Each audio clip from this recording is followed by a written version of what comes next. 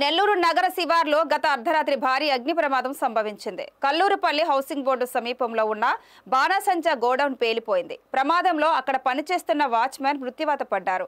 బాణాసంచా తయారీ కేంద్రంలో సంభవించిన అగ్ని ప్రమాదంతో సమీప ప్రాంతాలు భారీ శబ్దాలతో దద్దరిల్లాయి. అర్ధరాత్రి ఈ ప్రమాదం స్థానికులను కలవరపెట్టింది.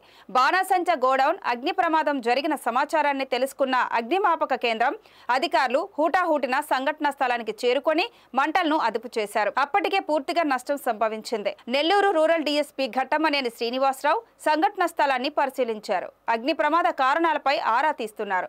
డీఎస్పీ మాట్లాడుతూ ఈ ఘటన మీద విచారణ జరుపుతున్నామని, ఆస్తి నష్టం 40 లక్షల దాకా జరిగిందని, బాణాసంచా కేంద్రాల్లో తగిన జాగ్రత్తలు తీసుకోవాలని ఆయన తెలిపారు.